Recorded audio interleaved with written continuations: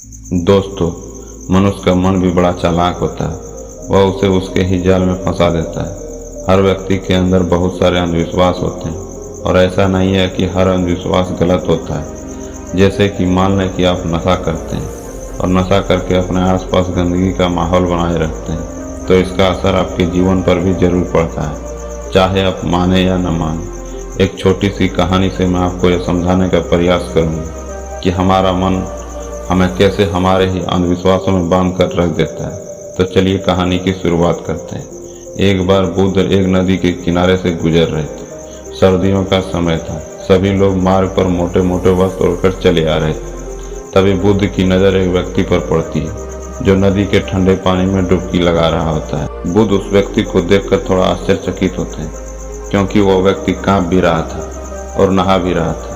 बुद्ध उस व्यक्ति से इतनी ठंड में नदी में डुबकी लगाने का कारण पूछते हैं। फिर वह व्यक्ति बुद्ध को बताता है कि वह सुबह सुबह नदी में नहा धोकर पूजा के लिए जा रहा था। तभी उसका पैर एक मेंढक के ऊपर पड़ गया, जिसके कारण वह अपवित्र हो गया है और इसलिए मैं फिर से पवित्र होने के लिए नदी में डुबकी लगा रहा हूँ।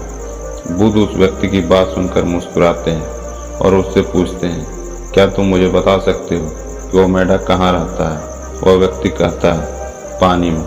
फिर बुद्ध कहते हैं, जब तुम इस पानी में डुबकी लगाने से पवित्र हो सकते हो, तो वह मेंढक तो हमेशा से ही पानी में रहता है, तो वह मेंढक पहले से ही पवित्र होगा।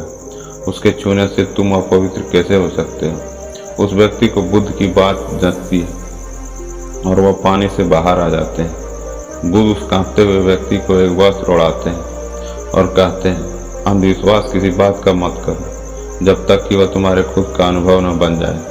फिर बुद्ध कहते हैं कि मनुष्य का अपने मन के कारण ही दुख पाता है और जो चीज़ें अपवित्र हैं उन्हें वह अपवित्र नहीं मानता है, लेकिन जो चीज़ें पवित्र हैं उन्हें वह अपवित्र मानता है। जैसे कि लोग नशा करते हैं, व्यभिचार करते हैं और एक दूसरे से घृणा का भाव रखते हैं, लेकिन वह इन्हें अपवित्र नहीं मानते हैं। वे मानते हैं कोई भी जीव जो उसके जीवन में कोई प्रभाव नहीं डालता है वह अपवित्र है। मनुष्य हमेशा अंधविश्वास में जीता है, जिसके कारण वह पूरे जीवन अच्छे से जीवन जी नहीं पाता है।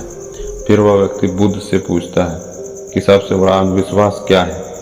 फिर बुद्ध कहते हैं कि मनुष्य का सबसे बड़ा अंधविश्वास यह है कि उसे लगता है वह अपने मन के द्वारा ही मन से मुक्त हो जाएगा, यानी अपने मन के द्वारा ही अपने जीवन के दुखों से मुक्त हो जाएगा।